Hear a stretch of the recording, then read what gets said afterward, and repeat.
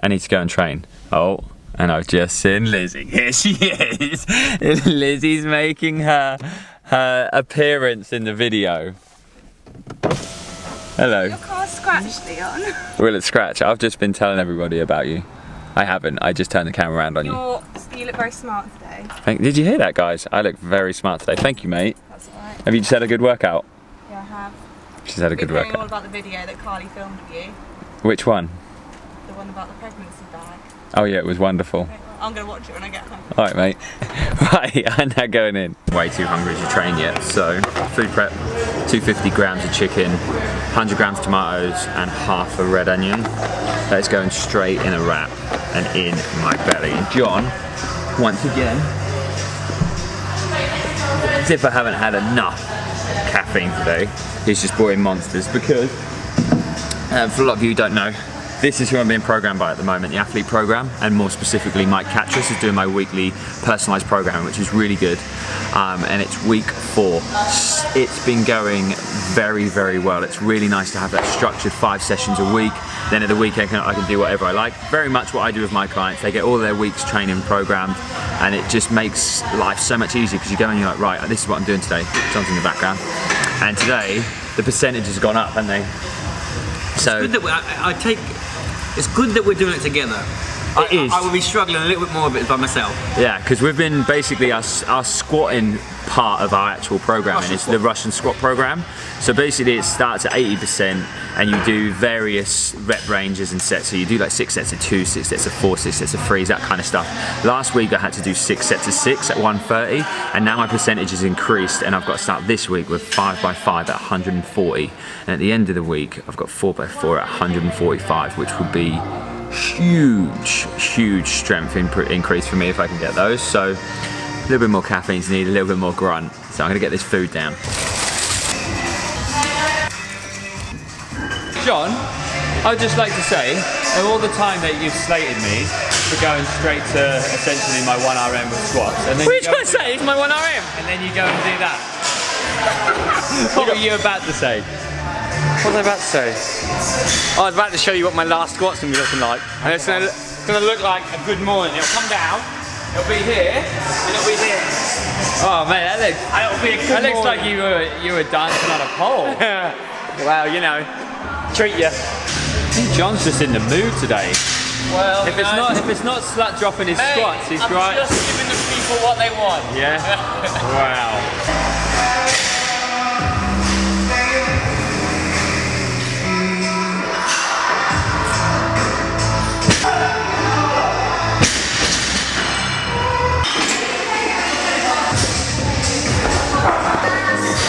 I watched The Greatest Showman last night for the first time.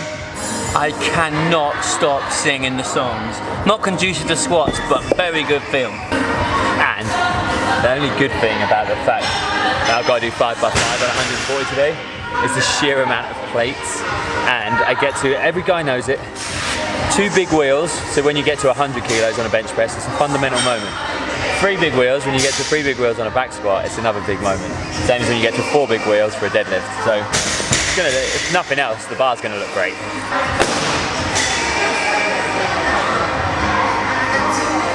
Quick check-in, where are we at? Just humming songs from bloody Greatest Showman. I just jumped from 100 to 120. Normally I do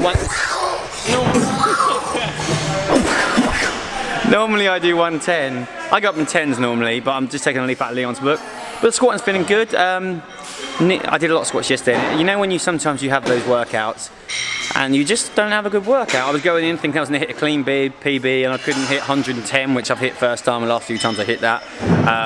Yeah, and then I squatted afterwards on front squats and it just wasn't very good. I always say on a squat day that 100 kilos is the definitive weight. Just done a couple of reps on that and it felt absolutely lovely. So main thing, JC's going to dance. When you're warming up your squat, always set up with the bar as if you've got your working weight on there. Always nice deep breath, full belly of air. Hand position wants to be set. Don't just take the bar out and squat, even if it's an empty bar. Drill those simple patterns and habits for your squatting, and then when you're working up with your percentages, lock them in even more. Also, with your feet, because feet play a massive role in squatting, especially if you've got high or weak arches. you want to be using your big toe to drive down into the floor to level the foot out. So if you've got dropped arches, you definitely need to be using that big toe. And if you're like me and you've got very high arches, but you've been wearing insoles for too long and it's caused some problems, I want to have that big toe, back of the foot and the side and the front of the foot all in contact with the floor, so it's like, it's stable. I don't want to be solid here and here, and then happen to use my ankle to lean on the outside of my foot to stop it from caving in. I want to be tripoded in that big toe, if that makes sense. John's up to his working weight, 127.5, 5 reps. Let's go, buddy.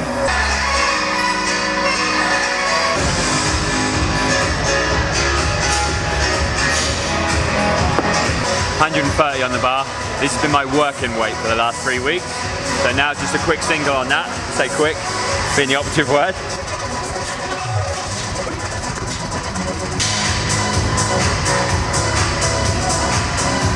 Oh, it's gonna get heavy now.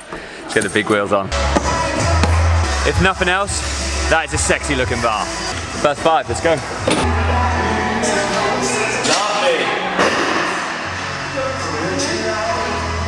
Come on, Naomi. Get your chest up. Up. Come on. Mike, athlete program, I hate you. Ooh. One more set, and this is always the hard set for me when it comes to heavy squatting psychologically, because I'm like, it's the last set, and I have to keep telling myself to keep moving on the last few reps, and I've done 4 sets, but yeah, let's get it done. Get up.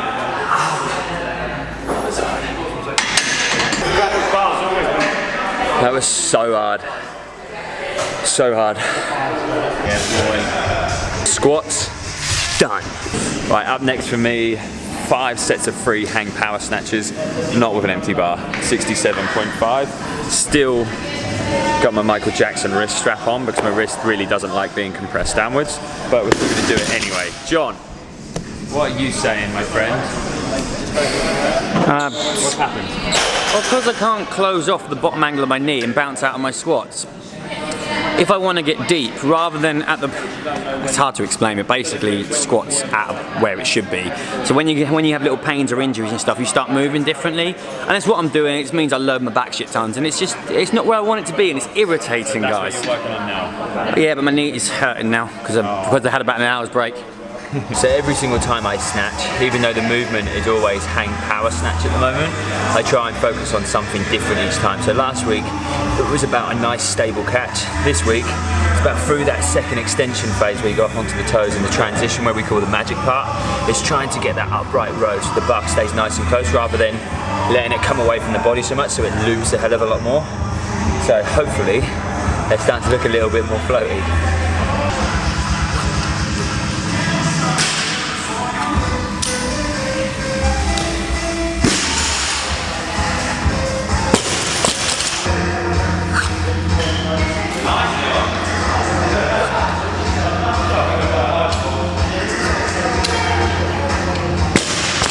That last set was at 60 kilos, and last week when I was doing that, because I was letting the bar get away from me and it was looping so much, after each catch I had to drop it and then reset and go again. I'm now up to working weight at 67.5, and if it feels the same, I'm going to aim to cycle all 3 reps during the set, because it's not only going to work on the actual pull and everything like that in the hang, but it's also when that fatigue starts to set in over a few reps, so fingers crossed this one worked out.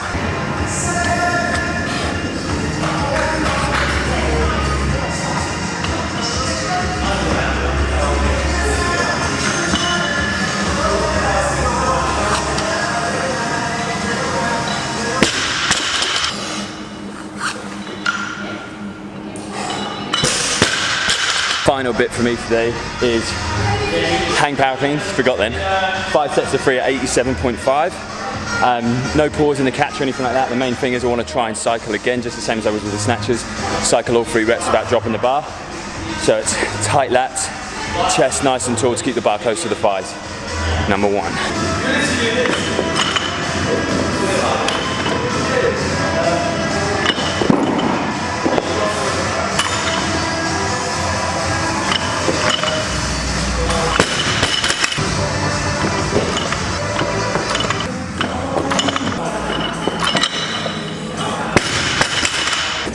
and we're done. Time for me to get out of here, get home, and then we can crack on with a BATCAVE subject. Hardest exercise on the planet for me. Why don't you tell I do the other leg? Well, I've come in to say goodbye. I'm going to leave you in the pain cave. These Enjoy. are so shit at these. Hope you had a wonderful evening. Thanks, mate. JC's maxing out. See you later, brother. See you, mate. Before I go, I'm also going to introduce you to this lad. This is Toby, and he... How long have you been here? Biggest balls in the box. Yeah, how long have you been here? Maybe just under 2 months now. And how old are you? 19. What was your PB snatch the other day? 90. My PB snatch is 90. John's PB snatch is 91. We've been here 2 years. See this pin? This is the first time you Yeah, see but him. it was lucky. You will see him a lot more over the next year because we're going to watch his progress. Do you see this? See that chain up there? It's like a bracelet. No, you can't chain. really see the chain because it's so thin. Toby thinks it's a good idea to try muscle ups into handstands on the rings. How much do you weigh? 92. You look more than that, but 92 on a bracelet chain. I'm waging money now. Toby's the first person to die in the box. Guys, I've got home, I've had a shower, and I know I said about the dad bod stuff. I think I'm actually going to have to do that as a... Oh, this isn't level. I'm going to do that as a separate video because I think it deserves this whole own video anyway. I've just had a conversation with someone and it sparked a major subject. So I've been drawing on the whiteboard, and if you are essentially someone you don't really necessarily know where you fit within your training, nutrition, how much you should be doing to elicit change and that kind of stuff, I'm going to break this down and hopefully it makes sense. I've just drawn this up. This is my own mind dump. Let's go to the whiteboard. Right, so let me just focus on here. You might not be able to see everything, but don't worry, I'm going to read it out. First of all, this has not come out of a textbook, this has come out of my brain. So if you don't agree, fair enough, just leave me your comments below and your opinions is always welcomed. But basically what we've got here, the conversation started with a lot of people are not necessarily knowing where they fit, right? And how much training they should be doing, where their nutritional knowledge should be doing and where it should be, and their level of accountability to their training, right? I think there's a fundamental problem with this and why people struggle with it. So we're gonna start right with the root cause of the problem. Top of my pyramid is what I like to call the 5%ers in the world, right? They are athletes. They are the people that we look at on Instagram or in movies or on TVs or on the front of magazines, and we aspire to be like. We gain motivation from them, which in a sense is not a problem in the slightest, but a lot of the time we're lacking this stuff, the context that makes up that athlete, right? So, in my opinion, pretty much every single person in the 5%er gang is going to be training daily, if not maybe even twice or even more than that depending on their protocol. They're going to be tracking both calories or macros, body fat percentage, sleep, all sorts, even their lifts and all that kind of stuff and percentages. There will be a coach or a team involved looking after their training and nutrition and a lifestyle alongside it. They will be full-time or pretty much full-time within that sport or performance realm. People like the Matt Frasers of the world, right? Fittest man on earth, I call him Math. We all look at these guys and think, oh my God, they're unbelievable. But I even watched one of Building Matt Fraser or something like that, I think it was called, a really good series on YouTube. And he even says himself, his wife prepares all of his meals so he can then just focus on training. Imagine how much that offers and gives people just by having that one thing. Even if somebody just made all of your meals for you or sent them all to you or something, it's amazing. You know, I was working with or gifted balanced meals all the way through the start of this year. The little amount of effort I had to make when it came to my nutrition, Christ, it made my training just go through the roof. It's crazy. But the problem we've got is we look at this all the time as newbies or in this 55% range, which we're going to crack on about, and even the animal range just below. And we go, right, okay, so we need to start doing this, this, and this, and this. I want to start in the gym. I want to gain a little bit of muscle. I want to lose some body fat. I want to be the next Matt Fraser. And we go from newbies having zero experience to expecting to go like these people without any of this. We just suddenly start throwing in, well, he's training every single day, right? I'm going to train every day. But he might not have any knowledge of training, no knowledge of periodization or nutrition, no support networks, no coaches involved. One major reason why people always fall off the wagon is their expectations don't match what they actually get out of it, and it's because our motivation is right up here. Our expectation levels need to be down here somewhere. So we're going to manage them a little bit more. I hope that part made sense. And then just below them, I'd say around 10% of the population are what we class as animals, right? That's like that, animals. These are the people who, everybody's got them, you know, whatever gym you go to or training area, performance sports hall, whatever you want to call it, or CrossFit box, there will be some animals in there. People who are doing that little bit more. They do their own programming. They might be programmed by somebody else. They don't just follow what's on the board. They stay on and do extra accessory work. They maybe come in early and do their own thing. They're in the gym and they're generally there when you get there and they're still there when you leave. These are the animals. They make up around 10% of our training population. I personally, I'm kind of here, right? I'm kind of like half animal, half not. I'm like a hybrid. The half of me that is kind of ticks most of these boxes. Train 4 to 6 times a week. I track either my calories or my macros, both to some degree. I know people might turn around and go, well, your calories make up your macros, but you can track your calories without concentrating on where you get your calories from. So just to clear that argument up, they are two different forms of tracking in my opinion. I personally think these guys will be tracking their macros more closely because it aids performance, but let's not worry about that. Periodizing their training more long term, so i.e. they're not just going in and going, right, so today I'm just going to do chest and then walk in the next day and go, I'm going to do arms. You know, there's a little bit more structure to it, so the periodization is a little bit longer. There may be a coach involved or an advisor, i.e. they might be following a generic program, which they got online or they're subscribed to, or they've got somebody who periodizes them every few months or something like that. These are the animals. These are the people. This is where, like, in the general population, these are still not normal people, right? I don't class myself, even though I'm still in this range a little bit, my bum's just poking out a little bit. These people are still not normal, right? These people are still not what you would expect or you should be doing all the time in the gym. These people have got more time. These people have got more focus, narrowed vision. They're like the crazy ones amongst us who just want to do a little bit more. They might want to compete, you know? They're not just doing CrossFit classes, for instance. They're doing a program because they're going to go and compete later this year or something. Just going to zoom out a little bit so you can see my forehead because it looks really weird. So again, even if you're a newbie and you're comparing yourselves to these people, there's a good chance you're going to fall short long term of your motivation. So we don't want you pitching yourself in there. It's always good to draw off them for energy and experience and motivation, but do not aim your sights that high, right? So I'm going to push this part out of the way and I'm going to go to the newbies to start with, or to next up, because I would say around 30% of our population are newbies, i.e. they've got no form of experience with the gym. You might have gone to classes or gone into the gym, but you don't really understand how to do any of all this stuff. You've kind of just gone in, you might have done Weight Watchers or Slimming World a few times and realised that's bullshit pyramid selling, and you've gone back to the start. Newbies, if you are about to start the gym or you're about to go back and you're not sure what your focus should be, number one, have a clear goal.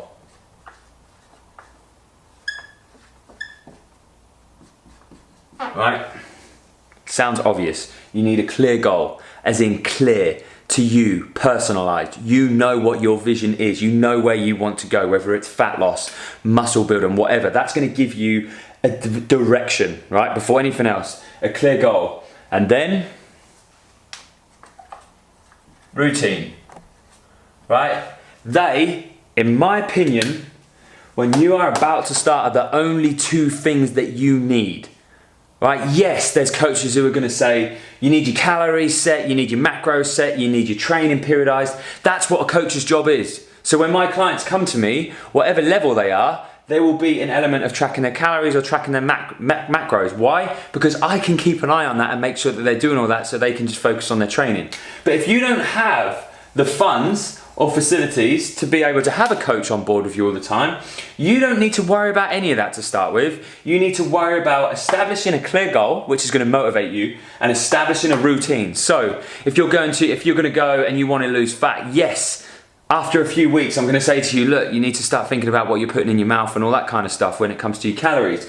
But if you don't have a routine in place and then you start trying to worry about your calories and everything like that, it's going to whack your TDEE, or your total daily energy expenditure, all out of whack anyway. So if you turn around, go to the gym for 3 weeks, and each time you go in there, you do a 30-minute session every single time. Doesn't matter what you do, just mix it up and move. You're going to burn calories, happy days. You can then tick that off in 2 weeks and go, right, I've established a routine. Okay, so what's next?